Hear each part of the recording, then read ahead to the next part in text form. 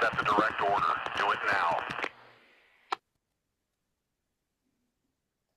Good afternoon. Good afternoon. We are Roll Call Black, White, and Blue for Better Relations. I'm here with a few of my friends today. And when I say few, I mean a few. We have Dee with us. We have Rich with us. We have Dave. We have Mark. We have Melba. We have Derek. And Jim will be back shortly. He'll be back here. He had to step off for a second. So we have a few here. Before we get started, we want to have a moment of silence for police officers. I know we had two in Virginia Beach that was shot and killed, and I think one in another location, one or two in another location. But we want to remember those police officers and even loved ones that have died. Um, let's take a moment of silence.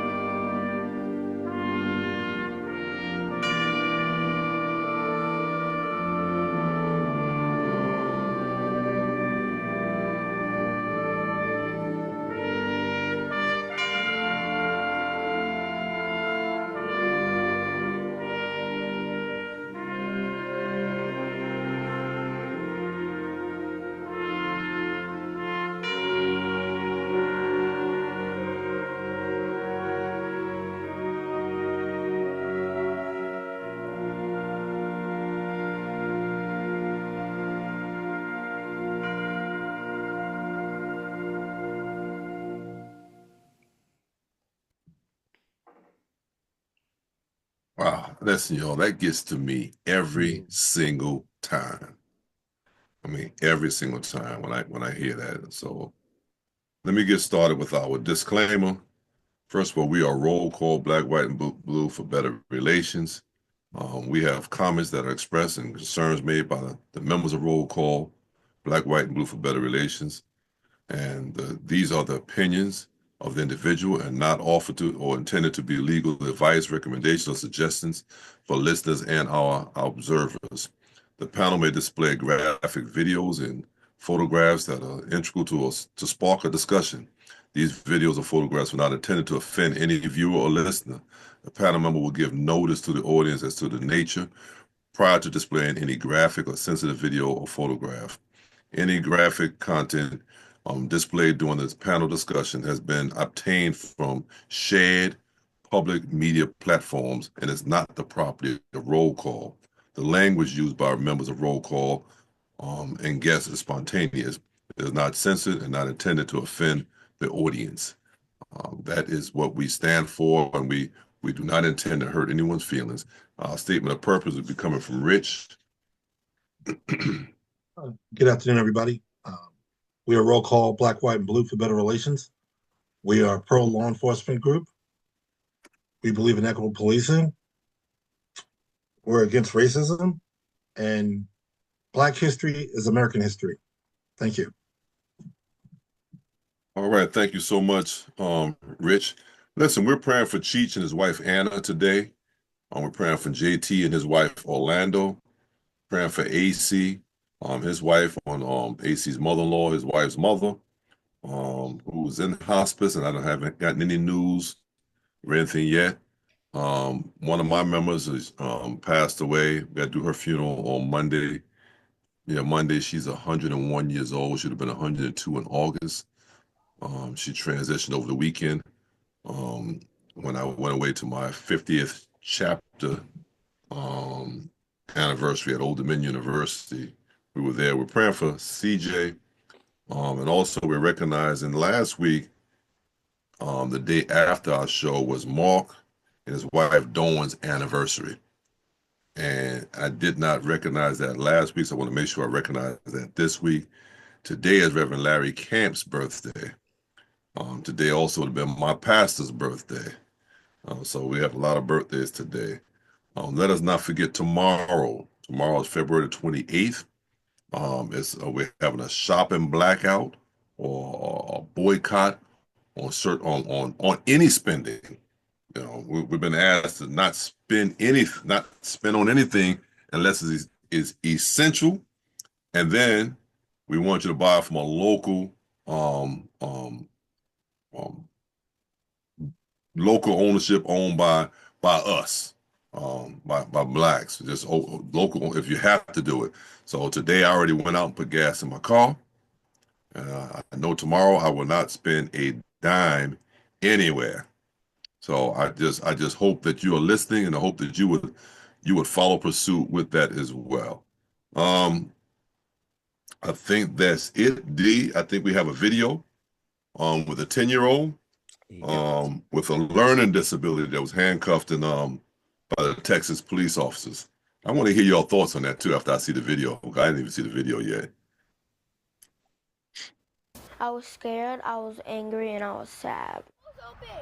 That is a little fifth grader with special needs speaking out tonight after a police body cam shows the way she was disciplined at school. We need to warn you, overall, the story and some of the video may be disturbing to watch. It's not easy.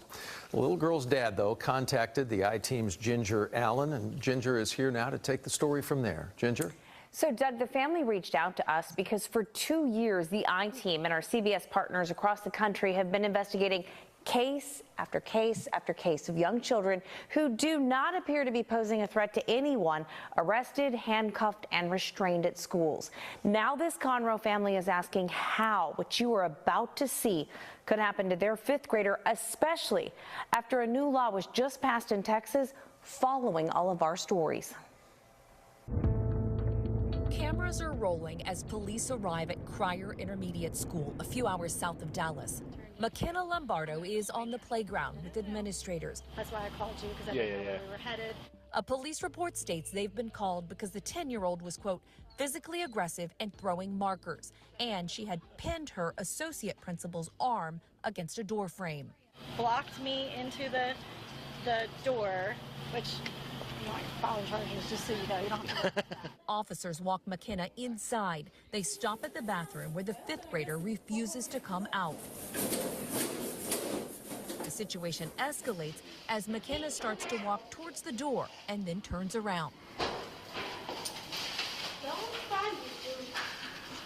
Don't freaking find me. Let's go. No, sir. Let's go. I'm not going to. You will come with me, or we will go to juvenile. Okay, we will. Then let's go. Turn around, put your hands behind your back.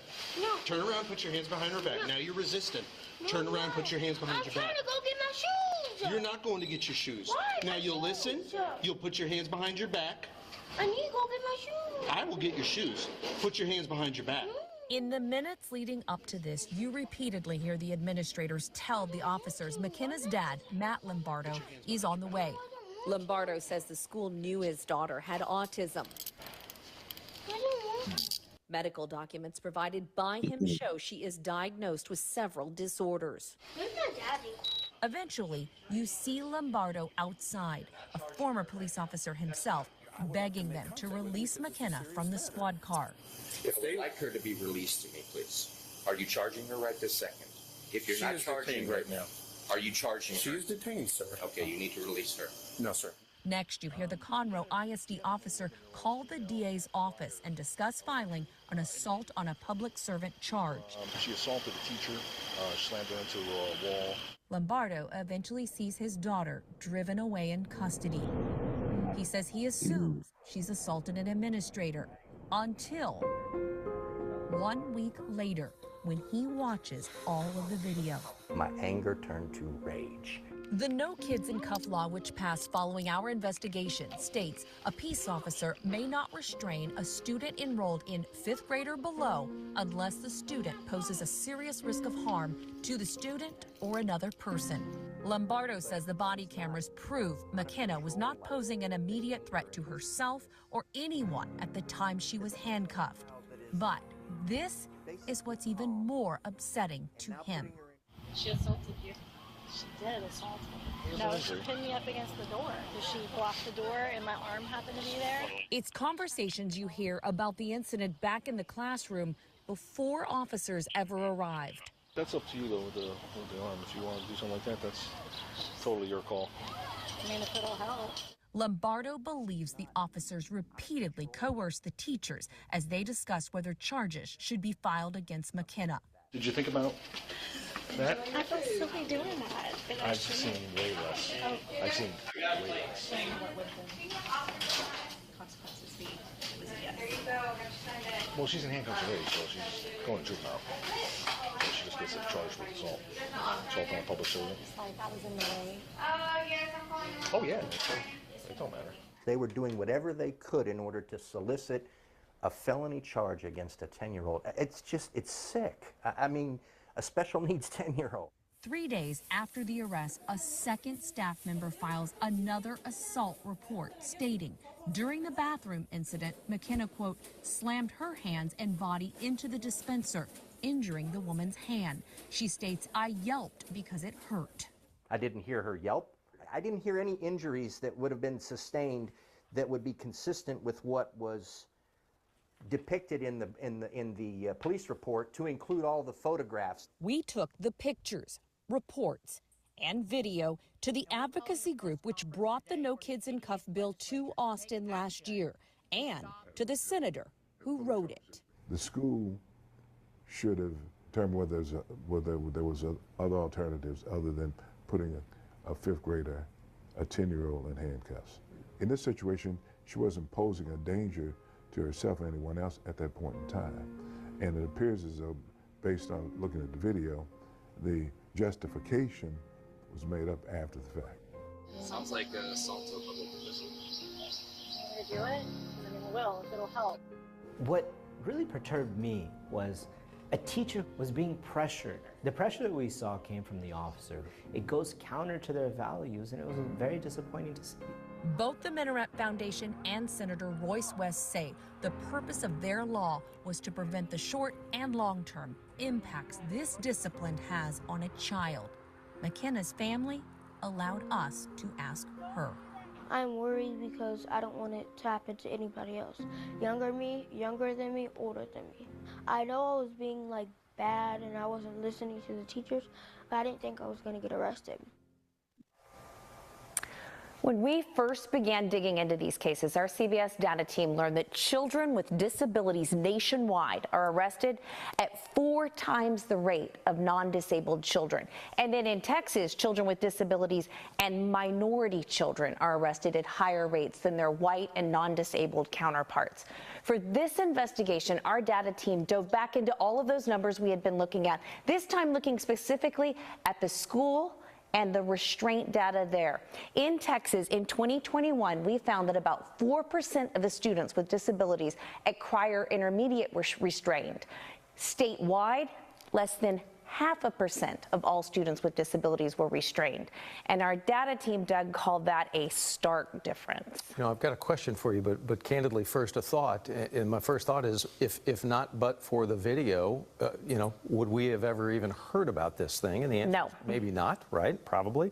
But regarding McKenna, before this was all over, for clarity, she actually faced not 1 but 2 assault on a public servant charges after everything we saw. That's right. So 1 for what happened before the officers ever arrived, and we don't see that on video. And then the second for the incident you do see on video in the bathroom. I do have an update for you, though, here. This is the latest. On July 31st, during McKenna's intake hearing, the Lombardos say Montgomery County listened carefully to them and then dropped all of those charges. Doug, I also want us to look at the other side of this for a second, because I've covered a lot of these cases, and I've heard from many of you teachers out there who talk about how difficult and dangerous the classroom can be for them and for other students. I've heard from you. So to find out what more we may not have seen on this video, if there was anything we missed at all, I reached out to the Conroe ISD and to the police. I even asked Conroe ISD for its policies about arresting and restraining, which Senator West asked me to get for him. The school did not provide that. They would only send a statement saying it could not respond due to student privacy laws. And I still haven't heard from Conroe ISD police. Well, all right. After looking at this video, I don't know if I want to say what I was going to say, because I'm not, the video really, I mean, my eyes sore. So let me just go with Dave and we'll go from there. Go ahead, Dave. Yeah, first of all, those school officials and those police officers broke the damn law. Mm-hmm. That's number one. The new law that was instituted there, they broke it. And they, and secondly, they should have been aware of the new law, the teachers and the officers. Secondly, that little child did not assault anybody. She was never violent. This putting my arm against the wall nonsense, I don't want to hear that bullshit as being assault. Secondly, that police officer pressured that teacher into pressing those charges. Thirdly, fourthly, the other person said, "Oh, she pinned me in the bathroom or did something to me." What, 4 days later? And I yelped. This is the shit that I'm talking about, man. Was the kid King Kong a Godzilla? Do you have personnel that can deal with special needs children in your school system? Her dad was on the way there. Just keep her in the hallway and let him come. Period. He was calm. He was angry, but that he was a retired cop and he's calm. Okay, if this little girl's able to sit down in front of a reporter and be interviewed about it, okay, then you know what? Her dad and any personnel who can deal with special needs children can deal with her. Unfortunately, I see it in schools all over. We don't know how kids are growing up, what they're going through at home. I'm not talking about just special needs. I'm talking about any student. Some students who are having a horrible home life, you can't teach them like you do a young child who's having a wonderful home life. You can't. They need a little bit more attention drawn, because first of all, they're going to hate going home after the school day is over. Now, I know that because I worked in the schools and I seen where some of those kids came from, and I heard the name calling from the teachers, what they would call them. And I would say, wait a minute.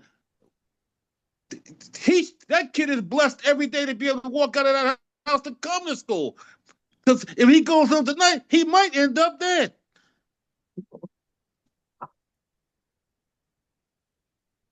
People, we don't have the personnel. They have to get the personnel. Everybody wants to call the cops for handcuffs.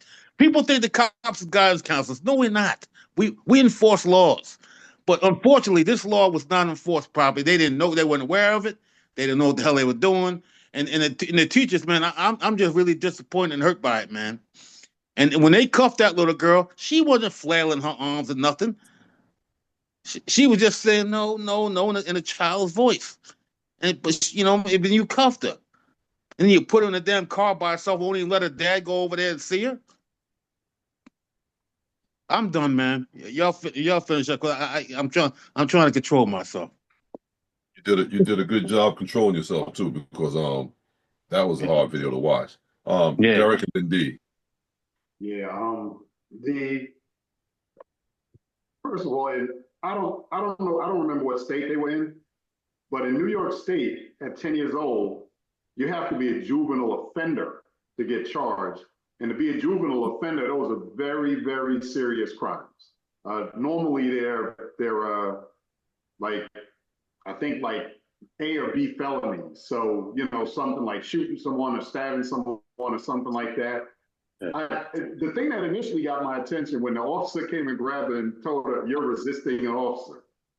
10-year-olds don't know what the hell that is. Right. Officer, like, you're touching me and I don't want you to touch me. That's what she's thinking. They could have handled it completely differently. I mean, even if the officer grabbed her by her arm, took her into a room, bring her in the room, close the door, stand in front of the door so she can't leave and call her parents. But she never should have been handcuffed, and she certainly shouldn't have been charged with anything because she didn't do anything. She didn't do anything but anything other than what an angry 10-year-old would do. That's it. So that's all I have. And listen, before I get to you, D, I'm just reading these comments. Beverly Wells, good afternoon. Hope all is well. Donald Coleman, good afternoon as well. My wife says, walk easy, Rev. She probably thought what I was going to say, which I was going to say, was that just because a kid is disabled or has a disability does not mean they can't be cuffed. So that's what I was thinking until I saw the video. After I saw the video, I'm like, she shouldn't have had cuffs on her at all. You know, and without the law they have in Texas, I was like, she shouldn't have had cuffs on her at all because she was not a threat to herself or anyone else. She was just disobeying. That's all she did was disobeyed. And even when the cop said what he had to say, she said, I want to get my shoes. She wasn't like, I want to get her, I want to get him. She just want to get her shoe. D, go ahead before I wait a minute. Let me make sure I didn't get anything. Melissa Sutherland Moore says this is disgraceful. Real quick says good day, family. Okay. All right, D, go ahead. Are you on mute, D? Sorry, trying to set up the next video. My bad. I just want to say really quickly, shout out to all the teachers. I know they have a tough and difficult job. But just like police officers, we've decided to do this job. And in doing this job, you have to be prepared, professional, and know what you're doing. Let me say this. We talked about, you're resisting and all of these things. I don't know if the watching public understands is until a certain age, whatever the child does isn't a criminal offense, if you will. Anybody that has taken a child, as I have, through the entire process, it goes through the family court. There's a threshold, just like where you charge them, as to how and when you restrain them if you have to. There's a threshold. This was not it. I put myself in the police officer's position. The baby wants to stay in the bathroom. Stay in the bathroom. Your father's coming. I don't understand. Stay in the bathroom. What are you going to do? What are we going to do? Wash your face? Why are we keeping you out of the bathroom? And to what I guess I think Dave said, you have all of these problems with law enforcement. Law enforcement is supposed to deal with things at a certain threshold. That's the problem. You call law enforcement and you expect them or push them to do something. There's nothing for them to do in this case. There should have been, if there's a special needs baby in the school, there should be special need counselors and teachers that can deal with what was going on there. I was looking through this thing. I watched it a couple of times before we watched it, and I tried to watch it intently with us. I didn't see any crimes or criminal. If a 10-year-old and Rev, you said it properly. I know there's some 10-year-olds that can wreak havoc. Okay. Mm-hmm. I have yet to see it to wreak havoc on me. We're at a point that I got to start charging people, that I can't, and I'm old school, snatch them off their feet. Hey, stop it. End of story.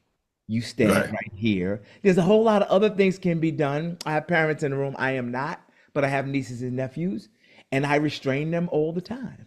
And when they're not supposed to be doing something, they get restrained with love. I'm not handcuffing them. You're gonna go to jail. Stay here. Stand here. Your dad's coming. Your mom's coming. I'm trying to understand why law enforcement would treat this 10-year-old with special needs, as you know now, as a criminal. Things he was saying, you're resisting and you're going to be detained and all of these words. What? She's 10. Cognitively, she don't get it.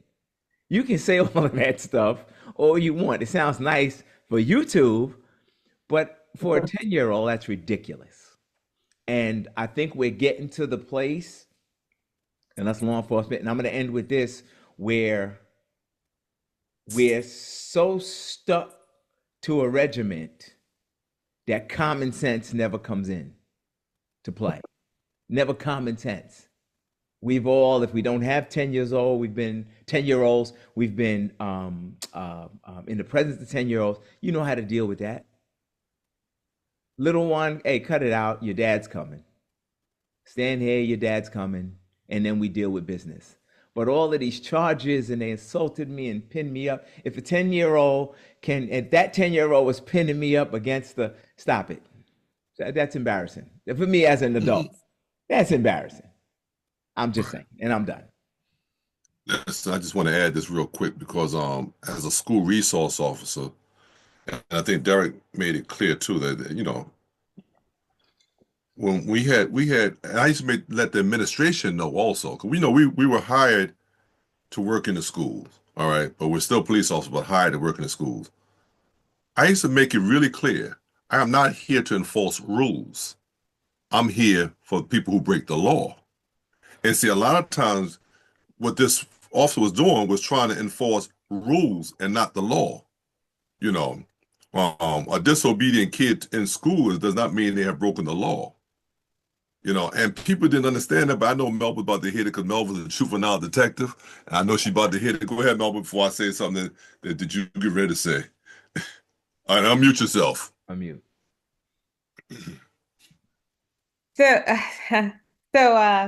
I think D in many ways hit the nail on the head.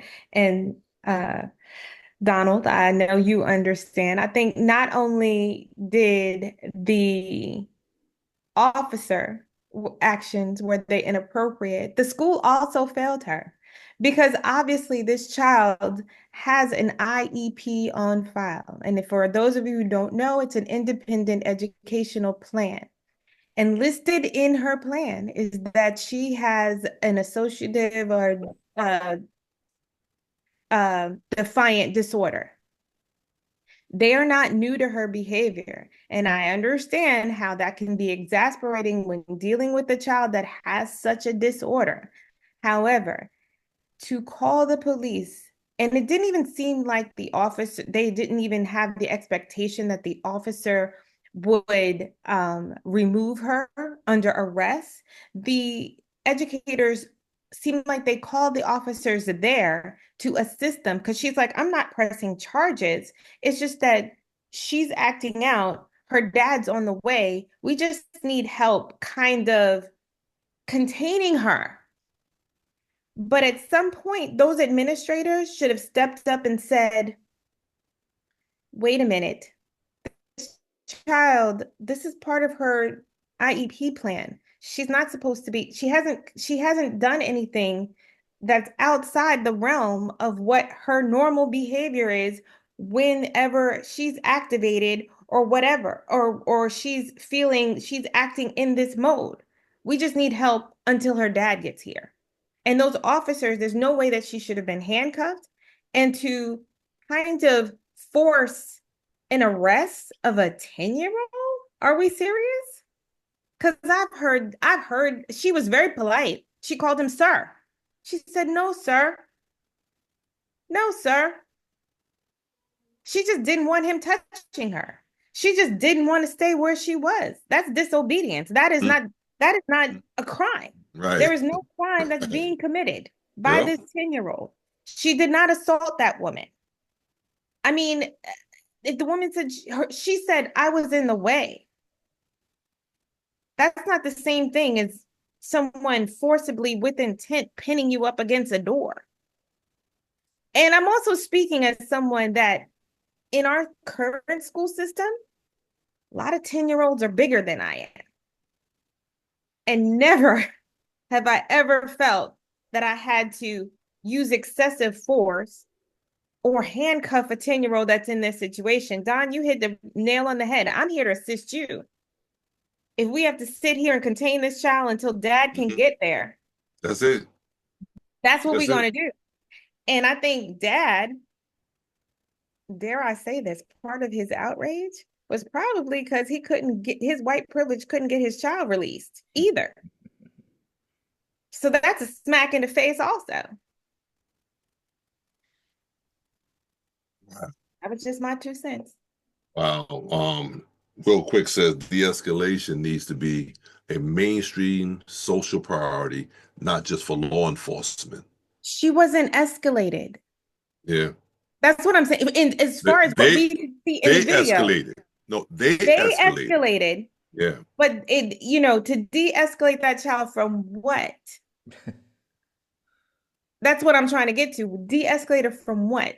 From being disobedient? Maybe they needed to. Maybe they also needed to de-escalate them, or vice versa. But she was where she was going to be, like you said. Her IEP. That's what she's going to do. So she's in what she's doing what they're expecting her to maybe do here and there. But other than that, I'm with everyone else. Why not isolate and contain her? Keep her where she does not hurt anybody or herself. Wait for her father to get there, and let him deal with it, the best he can. You know what I'm saying? But we that would bring. Listen, as a father looking at something like that, I'm like, I don't know how much I could have handled watching that. My kid in the back seat of a police car with handcuffs on. Listen, my granddaughter is 12 years old. And I would think I'll lose it on that one too. So it's difficult. I got Derek and then Rich. Derek, your hand came down, but it was up. Okay, I didn't mean to take it down. I agree with what you said, Donald. Like, there aren't a lot of police officers that would inform people like you used to at Hempstead High that you're there to enforce the law and not rules. And right. I think there are far too many police officers these days that they kind of wade into the waters of policy enforcement rather than enforcing the law. And there's nothing wrong with showing up to a scene. You get called to a scene, you have to respond. But when you respond, you arrive and you let them know the truth. And the truth is, this person is not breaking the law. There's really no place for me here. You have to handle this. And they can contain her the best they can. And obviously, from being on this panel, I think a lot of us watch a lot of YouTube videos now because we see a lot of things going on across the country. And often, like the people that are First Amendment auditors, they stand on the sidewalk and they video a business or whatever, and people come out and complain. And when the cops come, the cops try to run them off the sidewalk, off a public sidewalk, or sometimes arrest them. Or if they're in a post office or a library where you're not following policy, I'm going to lock you up. You can't lock people up for policy violations. Right. You're there to enforce the law and the Constitution, period. Nothing else. And if someone is not breaking the law, you're supposed to inform whoever called they're not breaking the law. There's no place for you. Derek, not enough police officers do it. You are so right, and that's what I used to make sure with the principals. And listen, now, I am a police officer, but I only enforce the law. I do not enforce your school rules, kids cutting class. That's not my issue. I mean, of course, I would talk to them, but don't think I'm going to do any police action against them. I would always talk to them and encourage them to go to class. And most of the time they would listen because they thought I was going to do something to lock them up, go into police mode anyway. So they thought I was, but I knew I was not going into police mode for breaking some rules. When you walk this on this side of the hallway, going that way, and you go that side of the hallway, going this way. Man, if they didn't pay attention, that was on the administration to take care of that, not me. I got Rich and then Mark. Yeah, this is a sad event here. So this little girl needs special attention, special needs. We've all said the same thing. In this kind of situation, you freeze the scene, wait for a father to get there, no matter what room you can contain her in. She's not violent. She's just not going with the flow. She's feeling a certain way and she just want to go with the program there. So, what I notice a lot of times cops get involved in a situation where they need to remove them from a room or they're being called to bounce somebody from a business or a bar, whatever. It always turns out to where the person that they're contacting says, "Don't touch me," and it seems like that's a buzzword for cops to actually touch you. Oh, you don't tell me not to touch you? I'm going to put my hands on you now. Hands behind your back. I'm going to put these cuffs. Wait, what am I doing? You know what I mean? And I just think that becomes a thing mentally that cops are like, oh, you're not going to tell me not to touch you. I'm here to touch you. Exactly. So, I think that's what occurs, and it's problematic. And then once again, here you are behind the scenes trying to trump up charges against a 10-year-old, forcing witnesses to make a different story, to make it more, of a felony than just a disagreement with a kid who has has special needs. So I just think that's bad news, a travesty, poor law enforcement. If you can, always freeze the scene, secure it. She wasn't violent. Let her father come and get her and take care of her, but don't touch her to escalate the situation. So we've all said mostly the same thing. And that's all I got. Thanks. Mark? Thanks, Rich. Mark? Yeah, Dave started it off well. Those officers broke the law. That was clear and obvious. The law was put there for a reason, and, they have to follow it as well. And everybody else covered it as well. So I'm going to go a different direction. The father, I thought he was Hispanic. I didn't think he was white, but regardless, it doesn't matter. As much as we always say, he handled it perfectly. He requested that his daughter, is she under arrest? No, I want her out of the car. They didn't comply. He kept his cool. And we tell that to you guys in our audience, live to fight another day.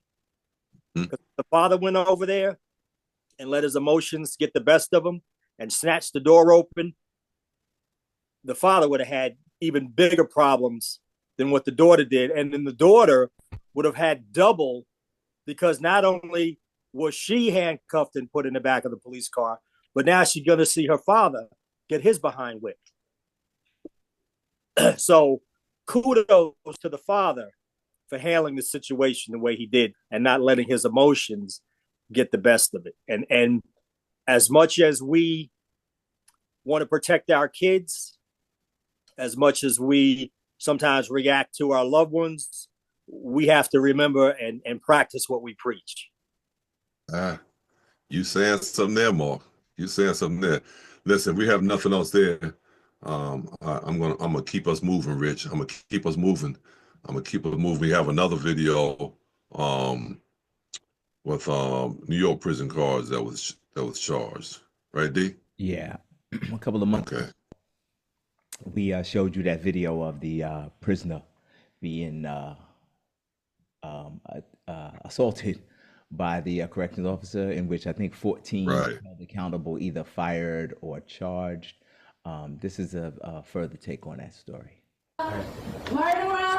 Murderer! Tonight, tense moments in court as one by one and in handcuffs, 9 former or suspended New York State corrections officers made their first appearance before an Oneida County judge. 5 of them, Nicholas Anzalone, David Kingsley, Anthony Farina, Christopher Walrath, and Matthew Gallagher, facing murder charges for the December death of inmate Robert Brooks.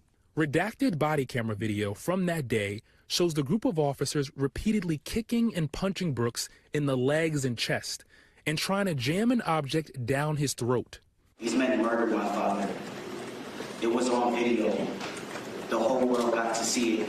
The alleged murder happened inside a medical examination room at the Marcy Correctional Facility in upstate New York on December 9th of last year. Robert Brooks committed a crime. He was doing his time. He had a right to safety, to humanity.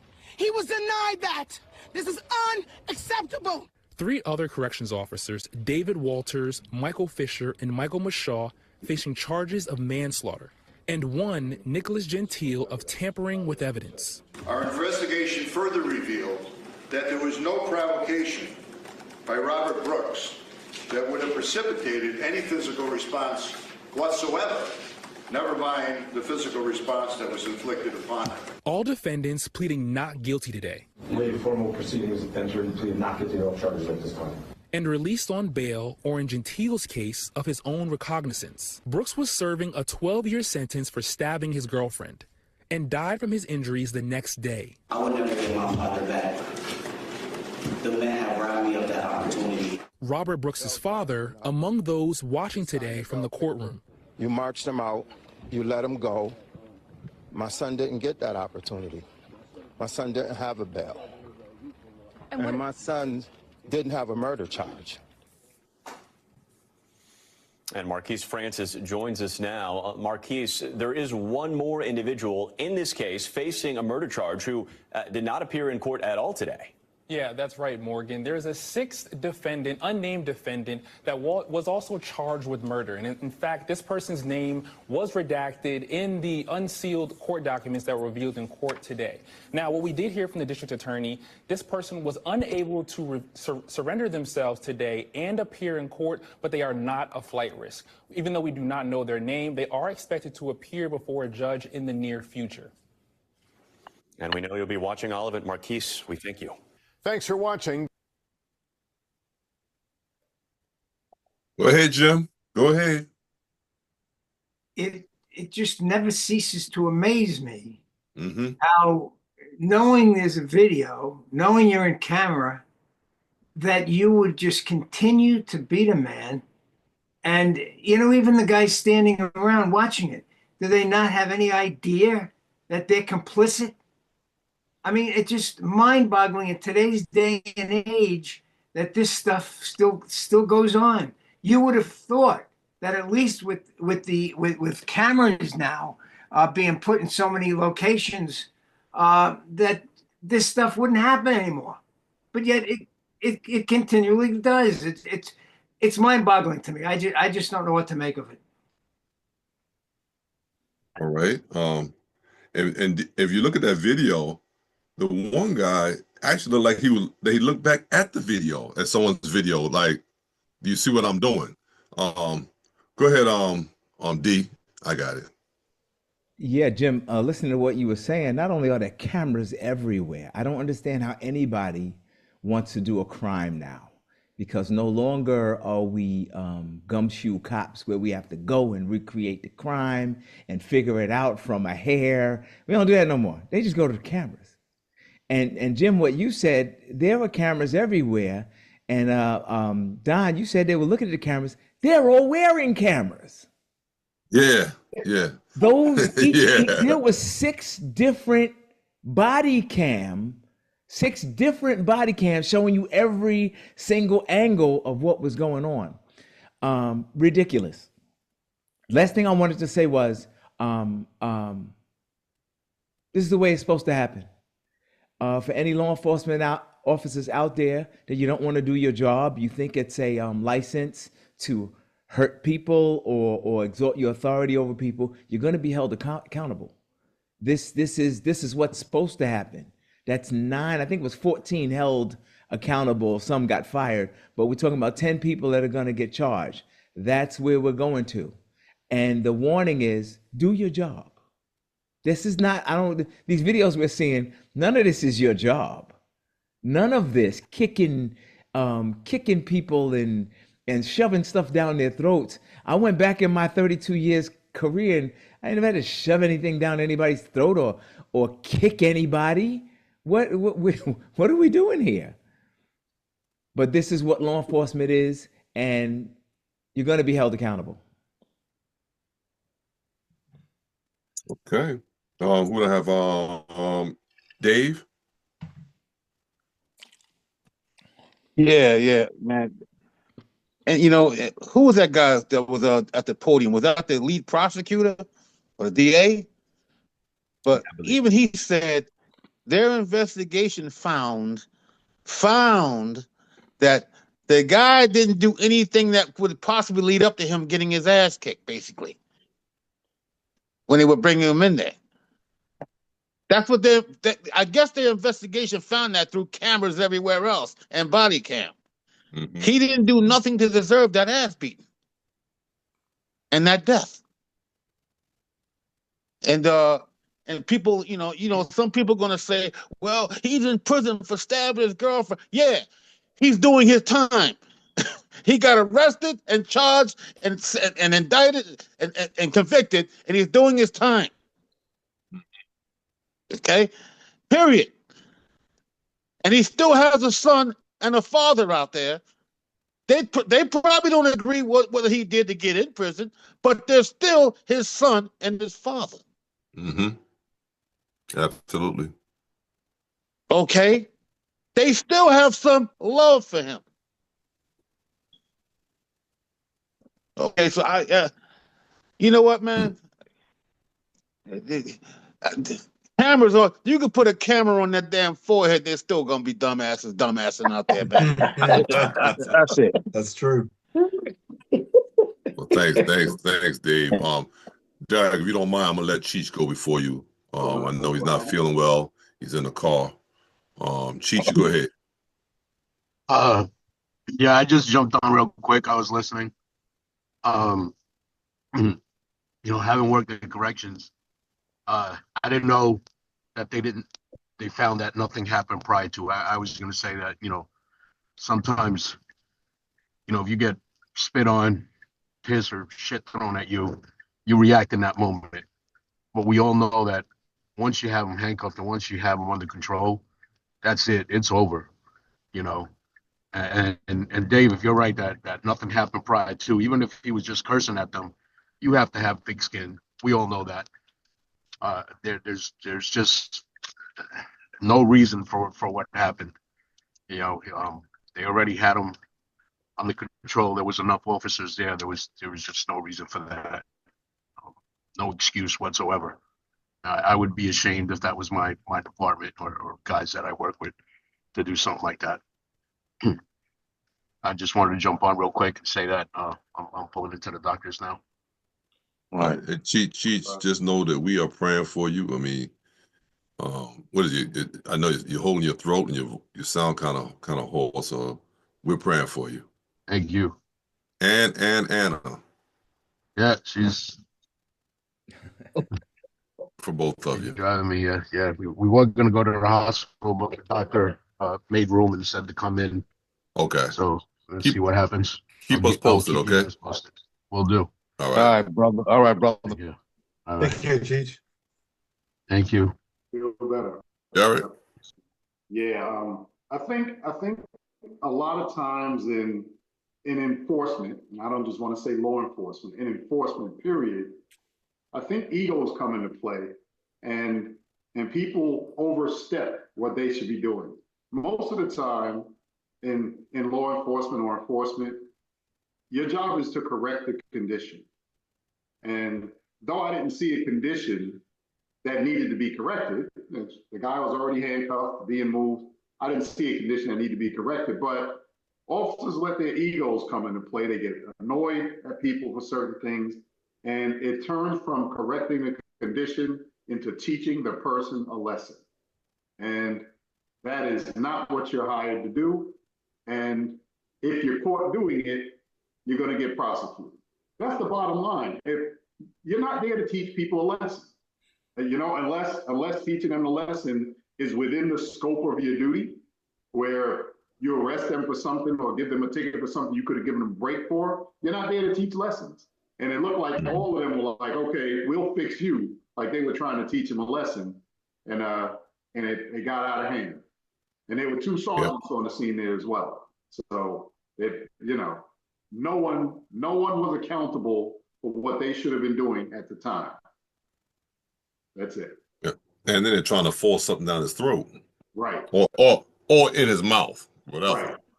Right. Like, come on. I mean, what do they expect from him to do? Just lay there while you do what you want to do? I'm sorry. Go ahead, Rich. Yeah, real quick. I just want to say these incidents like this, it's almost like a gang, a gang activity, where somebody does something, somebody else does something, and then before you know it, it's out of hand. People watching are involved. Now we got to make up a story. There's so many different people in that one incident, and that it involved what I think was also some medical people too, if I'm correct. A nurse. It was a nurse, right? I mean, so everybody's involved, and different people have different parts of the crime, or you fail to report, and because it's a gang activity kind of how this is done, and people fall into it. Whoever's there is part of it to a degree, unless they report it or do the right thing. So, and they can get out of hand quick, and then you can just walk into the room and now you're involved. So it's really a slippery slope of that kind of activity when you're playing catch up. Let's say he did spit, and then playing catch up with him. That's always the worst game, playing catch up. You get the person in control, and then that's it. Nothing else is supposed to happen if you're doing your job right. So that's what I just want to say real quick on that. All right, let me get to the some statements from Will quick, and then we'll move to the next video with the 2 San Jose police officers shot during a gun battle in a hotel. We'll do that one. But before we get there, D, let me just read this. Will says, if you recall, the current president encourages this type of behavior from law enforcement. Remember the speech he made during his first administration in front of all those NYPD officers, which happened to be Suffolk County police officers, where let me see, 3 of us live right now. Suffolk. Suffolk County police officers, right? It said the 2 DC officers who were recently pardoned after the internal investigation revealed they were in violation of department policy for conducting the pursuit, resulting in the death of the young man. He then goes on and says, when let me just pull it up real quick. When the president signs off on this, it has emboldened many law enforcement officers and supporters to consider any behavior justified because someone is suspected or found guilty of a crime. Woo! Yes, sir, man. Yes, sir. Will, I need you to get in touch with me. Tell Tyrone to give you my number. Tell Tyrone to give you my number. We need to talk. Let me see. Thank you for those comments. And that's true, because he was saying you don't have to be so kind when you put them in the car, but if you did notice, I know there were police officers back there clapping when he said that. But those white shirts was standing there looking like, listen, I'm not supporting that, Yeah, I remember seeing that, and I'll tell y'all off the air about something that I had to deal with the Suffolk County police officer 2 nights ago. 2 nights ago, I'll tell you about it. Yeah, Mark. Yeah. Because you have no clue. I'm gonna tell you too. All right, D, let's go to the next video with the San Jose police officers. Yeah, we're gonna go out to San Jose, California, down out Rich's Way, and 2 officers were shot during a gun battle in a hotel hallway. Let's take a look. What's up, man? Oh, over that way. How you doing? Yeah. You stay here? Me. I'm waiting for my girl. What room does she live in? The next one over there. Oh, okay. Hey, can I stop in? Sure. Yes, sir. Sounds like police department. Yeah. All right. Just hang tight with us real quick. Yes, sir. Can I just give her a call or something? Is it cool? Sorry? Can I just give her a call? Like, Who a call? my girl? Who's your girl? She's in there. What's her name? She's right there. Can I give her a call? Is it cool? Not right now. Oh, come on, boss.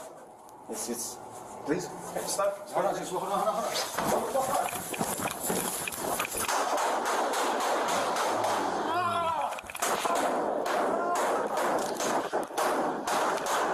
God, I'm hit. I'm hit. I'm hit. Oh. You okay? I'm hit. Shots fired, shots fired, shots fired. Oh. 603. He's running downstairs right now. Where are you shot? I'm hit in the Where? What? Oh, God, I can't move. On the third floor of the apartment complex. Over that way. How you doing? Got your way, sir. Yeah. You stay here? Maybe. I'm waiting for my girl. What room does she live in? Oh, the next one over Hey, can I stop you right here real quick? there? Sir. Just drop your stuff. Yes, sir. Yeah. All right. Just hang tight with us real quick. Yes, sir. Can I just give her a call or something? Is it cool? Sorry? Can I just give her a call? Like, sorry. Give who a call? My girl? Who's your girl? She's in there. What's her name?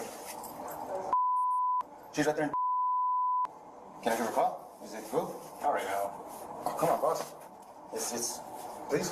Stop. Hold on. Hold on.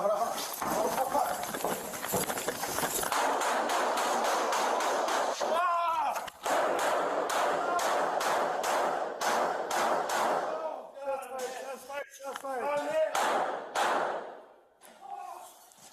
I'm hit. You okay? I'm hit. Shots fired. 6603. Running downstairs. Where are you shot? I'm hit. What? Oh God, I can't move.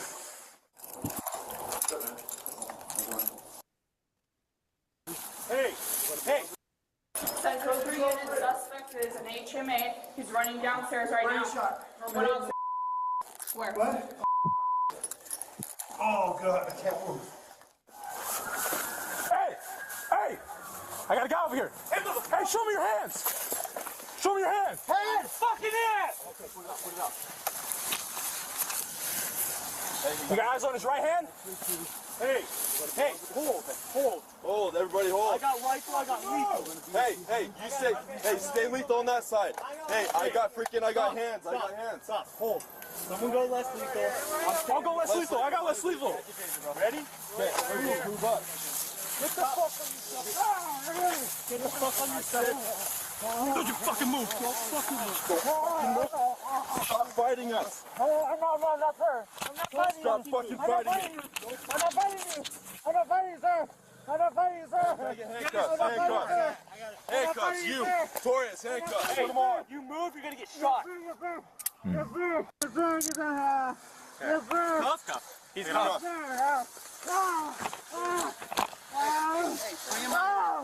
We gotta provide aid. Bring him out. Where you hit?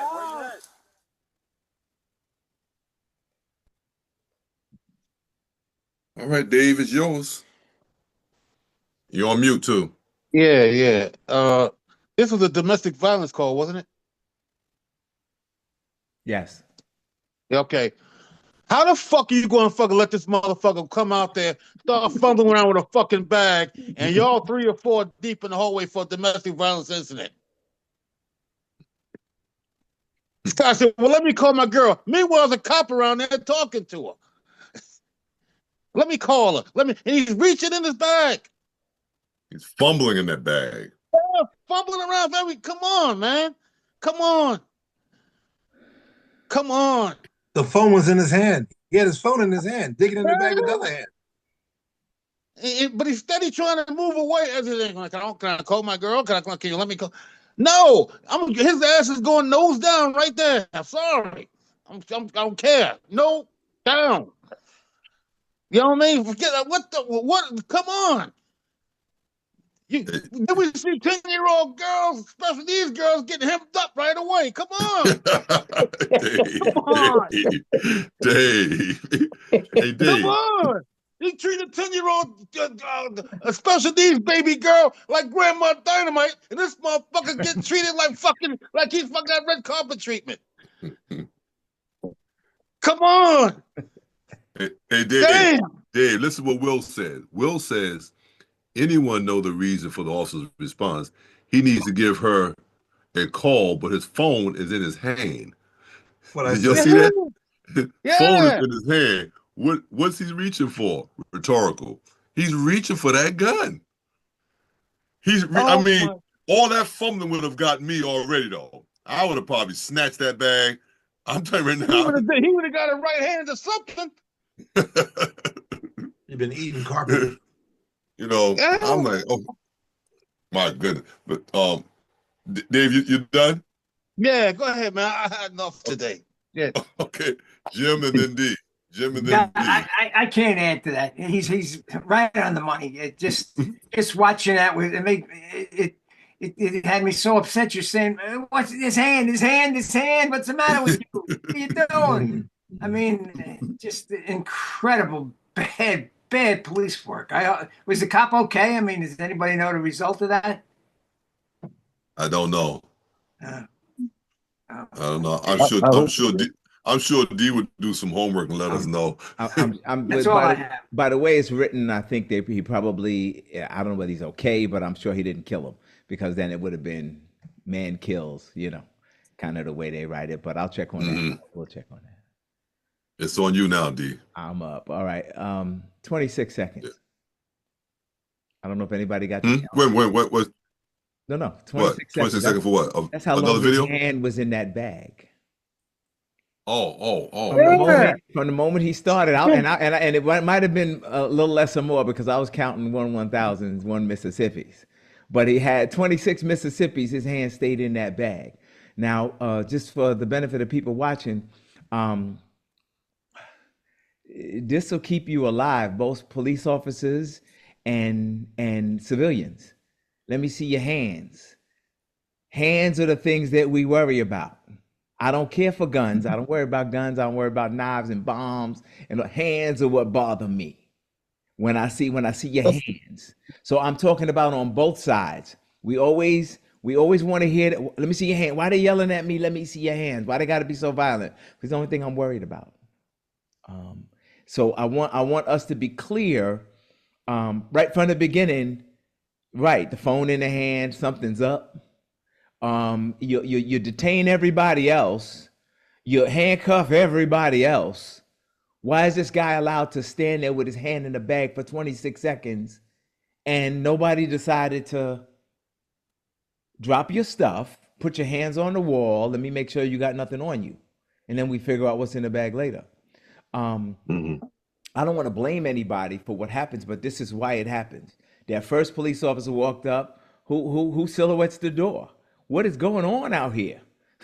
Who is silhouetting a hotel room door? I mean, we found our way. Derek's about to speak next because he's from the city where I used to work. We found our way to disappear in a door jam. You'll make yourself, am I right? You'll make yourself this small not to silhouette that door. And if anybody's there watching you, other police officers, they will physically grab you if you go to silhouette a door by mistake. So I don't understand there was this lax or daisical attitude, and why law enforcement cannot have a lax or daisical attitude is because then this is what happens. Somebody catches a bullet and somebody might not be going home to their children. Well, I'll give it to Derek. Will says also, don't you just love how Dave hits the gas? Talking about you, Dave. I'm sorry. I got Mark. I didn't know whether you were playing with D with the hand piece or not, but no, I understand. I just real quick question. Where did that occur? I'm looking it up now. San Jose, California. All right. So we got Derek now. Yeah. I didn't understand how when they initially arrived, they're walking past this guy without stopping him in the first place. And they were the first to walk past him, and then he decided to follow the guy after he let the guy go another direction. The scene has to be controlled until you know what's going on. The scene has to be controlled. And if that can only mean, even if you just make this guy stand still, put your stuff down, don't have anything in your hands, because he could have popped the cop in the head with that skateboard he had. You know what I mean? You get popped in the head with a skateboard, you go into the hospital. And just stay here, put your stuff down. One of the people stay with him while they find out from her if he's the guy that they're looking for. They walked right past the guy.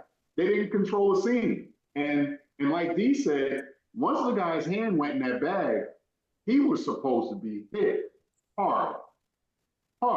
And if I'm talking to you and you put your hand in a bag like that, there's nothing else for me to do but to hit you.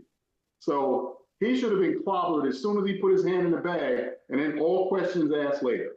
And someone said, like, they'll treat a little girl like she's a criminal, But you have a grown man here that is a criminal, ready to strike at you, and you're lackadaisical about it. Just cops need to handle the scene. And obviously, from looking at videos like this, and I know we've talked about it before, police work is inherently dangerous. Every day isn't danger filled. Some days are fun, but all you need is that one moment where everything turns and you just have to be prepared for it, or you have to have planned in advance for it not to happen. And just stopping him and making him empty his hands would have taken care of all of that. And that's all I have. Wow. Okay. CJ, your hands up? It Or was you saying hello? Donald. Or you saying hello to us? My hand is up real quick. Go I ahead. honestly thought that the young lady might have been injured inside, fatally, as a matter of fact. When the female officer went to the door, I really felt that they were going to open up and find out that she had been injured, at least shot. Because he was definitely trying to get away real quick. So, Mark, while you check it, see if that female was injured also.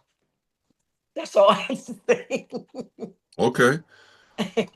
D, what do we have next? So we're gonna surprise Rich today. We gonna Y'all in California? No, Rich, no, because Rich don't think we get through enough videos. This next one keeping takes it us- moving. Yeah, this next one takes us to Strasbourg. Actually, another hotel video. This one's a little interesting. All right, the sound's gonna come on in a minute.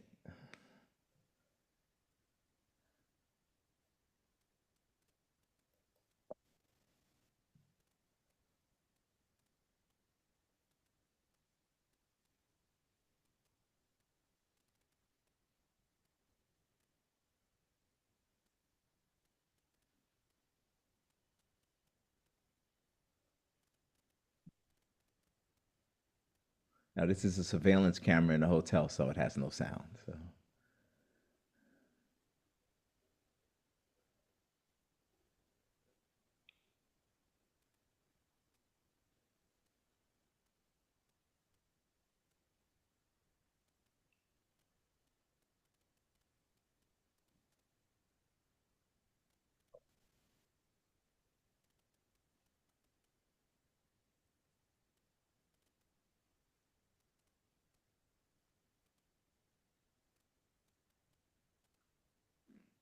I'll get there. Is that okay or no?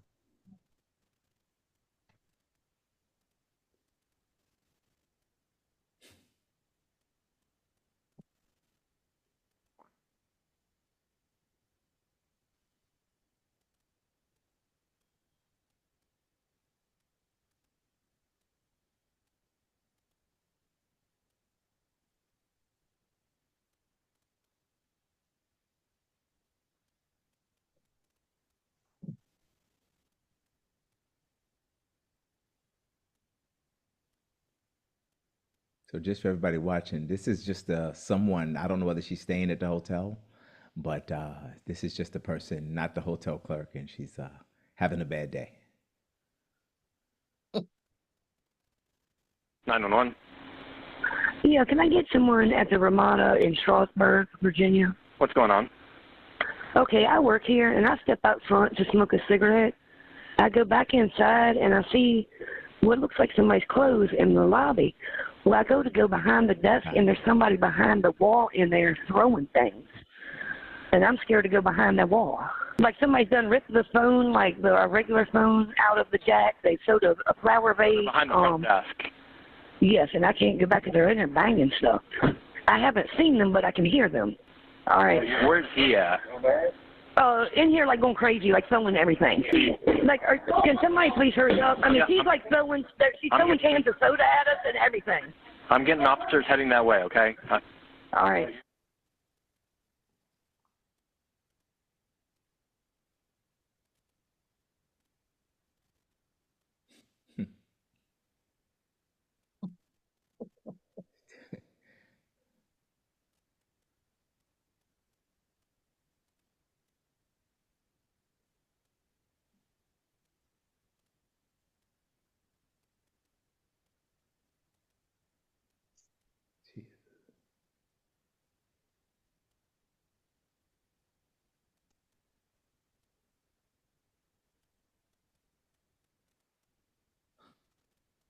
There we go.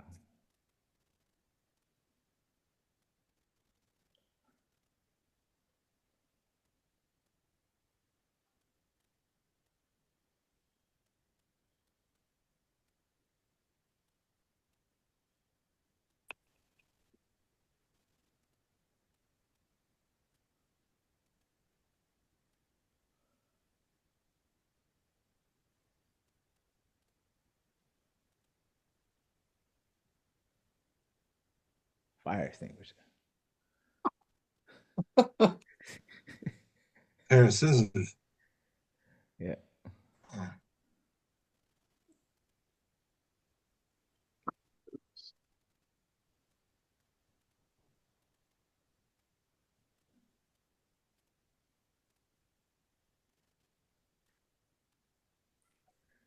Now we see the officers show up. What's that? Who is? Come here. Everybody. Come here. Come here. Come here. Come here. Come here. It's Yeah. the police. You're safe. No, I'm not. You're safe. Come here. Nigga, please. I'm the police. Come here. Wait, are you gonna take me to jail? No, no, no, no. No, for real. Oh, wow.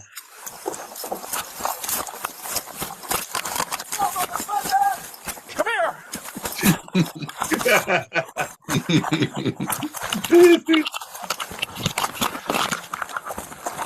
Hey, 14 Sentinel County. I got one running. Copy one on NA16 direct. Get on the ground right now.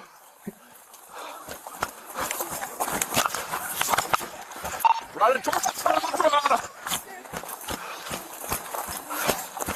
A14, can you advise location? Baton. Running towards the front of the Ramada. Back at Cape Baton, running towards the front of the Ramada, 2234. Ma'am. Let's go in here. Come here with Stop. Get back. Why? Get back. Somewhere in here she gets his baton. Need a save. Yeah, but she got a baton first.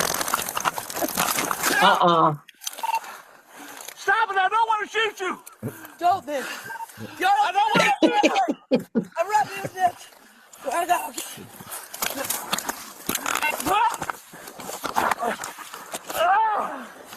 Oh my goodness. You fucking idiot.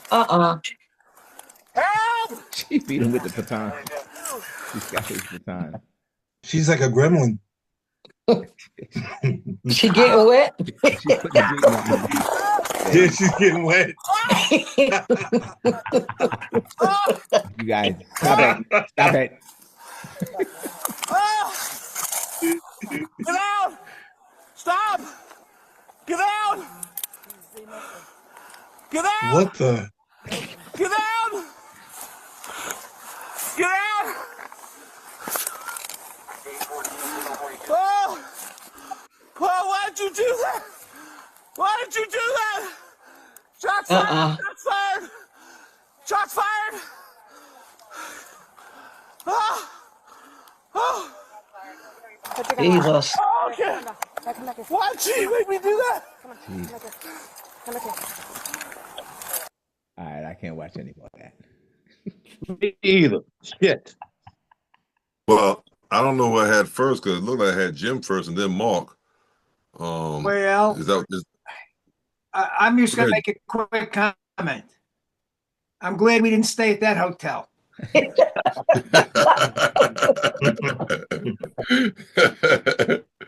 is that all you had to say, Jim? Okay, Mark and D. Yeah, just on the previous thing, the two officers were okay. One was listed originally as critical, but he lived. The other officer was injured. He's okay. And the guy, the suspect, he lived. He was okay. The woman was okay. The victim, she had called twice before. The guy came a third time, and he had previously been arrested for doing sex crimes against that same victim. So it was very complicated. I don't know if they were boyfriend and girlfriend or what the story was. And apparently she had 3 kids in the room. So anyway, but yeah, Jim, I second that. We got to pick our hotels a little better. Well, first of all, let me say thanks for doing the back check on that for us, Mark. Make sure Reggie knows. Make sure I was about to Reggie say, knows. Reg. Make sure Reggie knows. Put that on the no stay list. D, it's yours, man. Okay, really quick. Anybody can be having a bad day. And most of us that did this job knew that everybody we came in contact with, because they're violating some kind of law, is probably having a bad day. And I don't think originally this officer, although I don't know him, showed up. I'm just listening to the video, thinking this person was going to have a bad day. It turned into a lot more, as far as I was concerned, than it should have been. It's in what we continue. Help me, Derek, EDP, and that's part of the job. You deal with that. With this lady's pants down in the rain, I'm trying to see how did she get your baton. Now, any of the SP guys watching, what you better not do is lose your baton or lose your handcuffs or lose your gun. That there were a few things. Or focus on the pants down, D. Or focus on the pants down. Well, once the pants were down, you had an advantage. But I won't say that. You can't. It's like the kids that wear their pants down. That gives the police the advantage, right? But okay, I'm gonna keep moving with that. Anyway, I don't think he was prepared. And if you see the aftermath, I stopped it short, but there was a lot more yelling and screaming. I don't think this officer was prepared, and it's a good depiction of, guys are going through the academy, they're getting their uniform, they're getting their gun, they're going out there, but they're not really prepared for this is a everyday. You're dealing with one or two of these every day with people that they're not really doing anything bad. They just, they just having a bad day. And when she was running away, we all laughed. Because we know once we hear that, we know, okay, this is Fruit Loops. I gotta do Fruit Loops, But you can't let them get your the things that you use, your baton, your taser. You can't let them get that, because then that elevates it, and that's why this young lady lost her life. It just showed how things can go. For we say our job is 95% sheer boredom, 95% sheer boredom. But the part we all got paid for and are still getting paid for is the 5% pure hell that most people won't deal with. And that's what it turned into. It was a boring job, a hotel. She's having a bad day till she got your baton and popped you in the head. Now we're in the poor hell part. That's all I wanted to say. All right, we got about 9 minutes, guys. But I got I think I got. Did someone raise their hand? Mark, me. Oh. Mark and Derek. Yeah, Derek's up too. And CJ, I'm gonna put you in after Derek then. So she was pretty smart. She distracted him with her. Anyway, so the other thing is, that's the problem sometimes when we deal with people. If we have expectations on what they're gonna do, we might get surprised. And once she started to become that aggressive, like Dee says all the time, listen, I'm going to tell you once, you start swinging on me, guess what? All bets are off. You're no longer a female. You are a suspect that's going to be arrested, and you're going to be dealt. And that's that. Absolutely, Mark. Absolutely. And I need you to really emphasize that, because some people are like, well, she was a female. I don't even care at that point. At that point, listen, it does not make a difference, and that's why I was even saying what I was saying earlier about that 10-year-old. Before I saw the video, I was like, well, no, a 10-year-old can get cuffed too now if they're in such a way they're a threat to themselves or others. You can get cuffed too, but that's not what we saw in this video. So that's what made me change my whole perception of what was going on in that one. Let me go with Derek. And Don, if I can just add, wait a minute. Yeah, Derek. Yeah. Okay, hold on, Derek. What you just said, sometimes we put people in cuffs for their safety. Exactly. So they don't hurt themselves or run away and get hit by a car or whatever. So sometimes we do that. But yes, you're right. With that 10-year-old, that was not the case and not needed. Sorry, Derek. Oh, no problem. No problem. I was just going to say that in many cases, if an officer has a certain level of fitness, they can handle things much better than that was handled. I mean, this lady shouldn't have been able to get away from him in the first place. She outsmarted him. She outran him. He was tired. He was winded.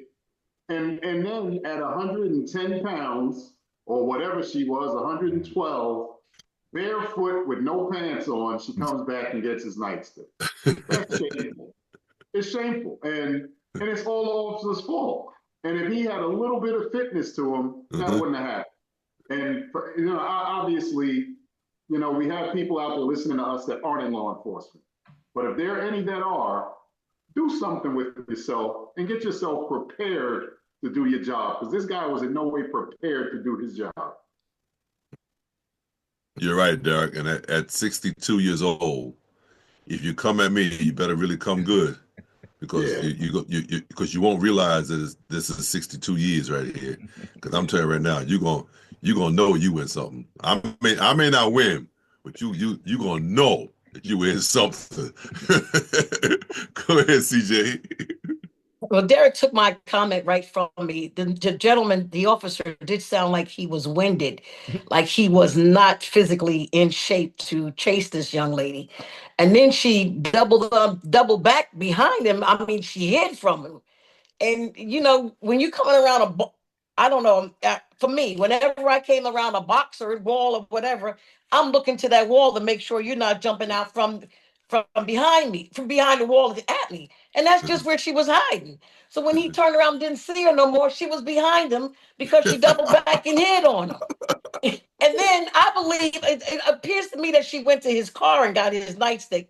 I don't think she got that nightstick from him per se, but coming back, she had the nightstick at him.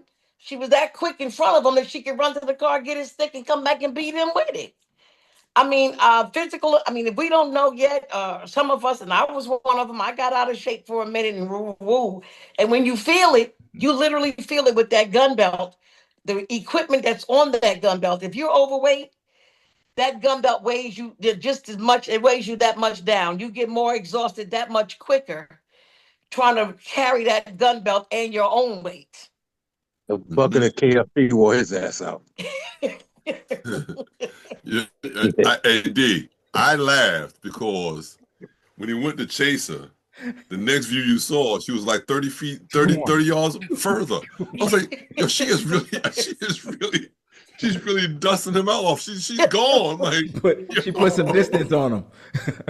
She did. That's how she was able to hide.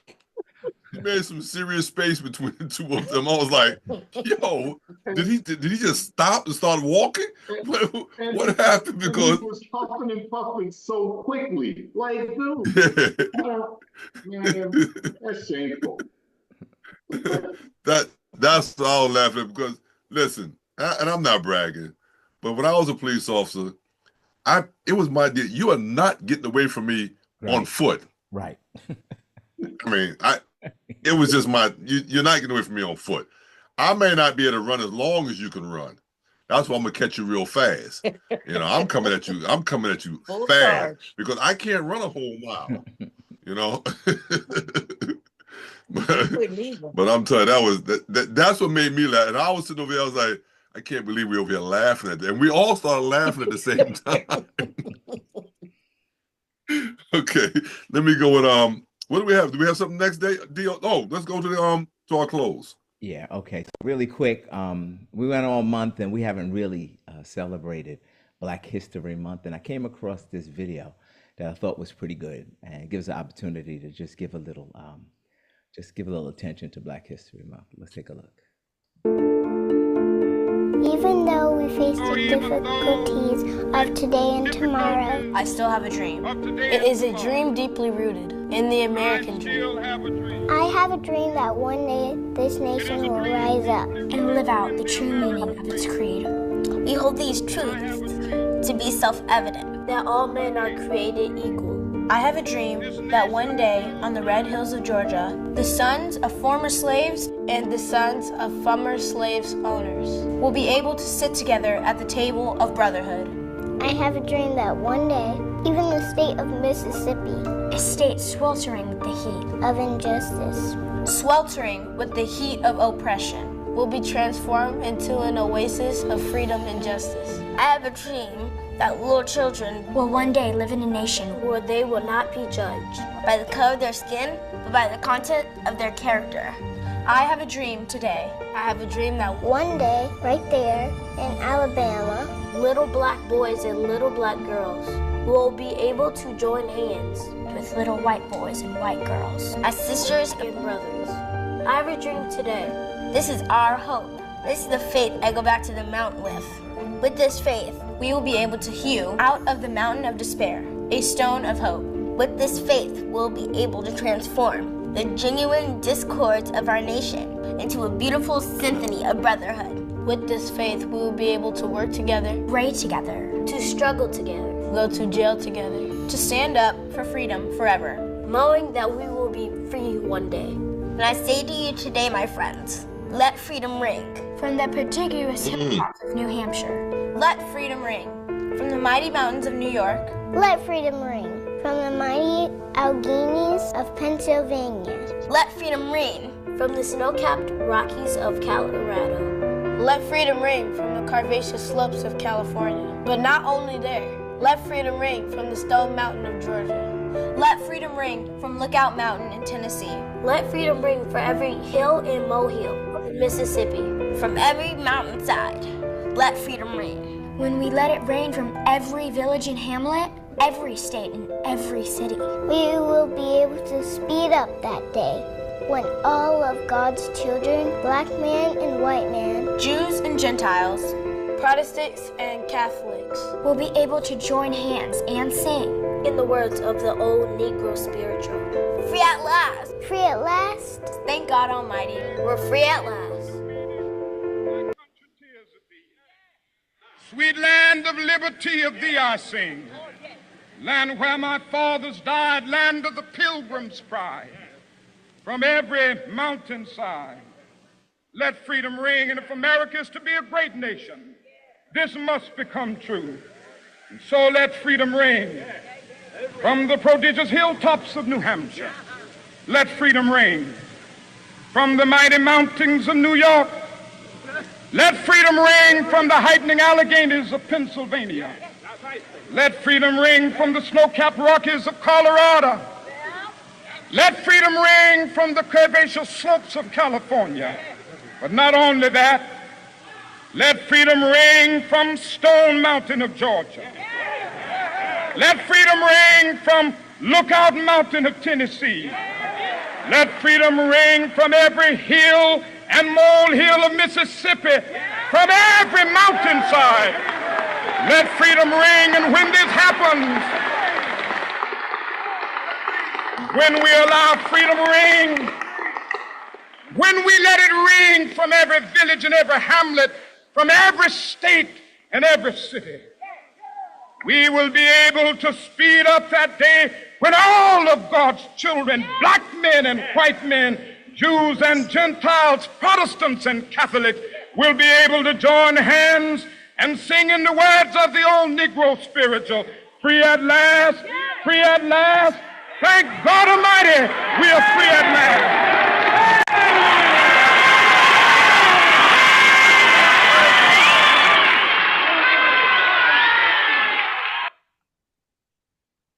Thank you guys so much for joining us. Thank you guys on Facebook Live for joining us. We really had a good time. Thank you, D, for all you do in the background, during the week, getting us set up for the shows. We thank you so much. Mark had joined us earlier, but he wasn't on his video when we made the announcement. We want to say happy anniversary to Mark and Dawn, which was last week, Saturday the 22nd, was their wedding anniversary. So we just want to say happy anniversary. Thanks. You're welcome. We're still praying for Cheech and his family. CJ, we're praying for you. Even I don't see you on the screen, but you probably can hear me. Melba, we're praying for you as well. And we're praying for all of us. All of us, we're praying for you. All right. That's it. Does anyone have anything else before we go? Yeah, I do. Go ahead, Mark. That speech. Oh. How can anyone listen to those words and be afraid. He spoke of unity, brotherhood, and the only action was holding hands. If you ever have a problem with a speech like that, you're the problem. And the president of this United States needs to listen to that over and over. That's all I got to say. And that was a whole lot. That was a whole lot. Will, tell Ty to give you my number. I don't want to put it on this thread, but tell Ty to give you my number, so we can talk. I'll put it on. Again, I'll put it on the air for you. Yeah, okay. I'll put yours on there too. But Will did say, love you, fam. Thanks for giving of your time and expertise and care. And we really do appreciate that. Let me just run through real quick. Beverly Wells, thank you for coming on. Will Quick, thank you for coming on. Sylvia Butler, Eva, Donald Coleman, Chili Willie, Karen Caffey, Ruth Caffey. Thank you so much. There was others, but I kept going in and out, so I lost some of our contacts. But there's others that was on there. Thank you for joining us each and every week. And I got something to say, and we're going home. All right, really quick, just Will, you can get us at rollcallrelations@gmail. It's just same thing as the show, rollcallrelations@gmail. And also anybody that wants to put the video out, same thing on the Gmail, rollcallrelations. Just send it out, subscribe, so people can start to see what we're doing, and maybe we can get a little traction. All right, that was it. All right, roll call relations@gmail. Yeah. Yes, sir. You learn something new every day, Mark. Listen, let us pray. God our Father, we thank you for allowing us to come together. We thank you for each and every person under the sound of my voice and each and every home that's represented. We pray to God you will continue to bless us and our families. We pray to God for this nation. In Jesus' name we pray. Amen.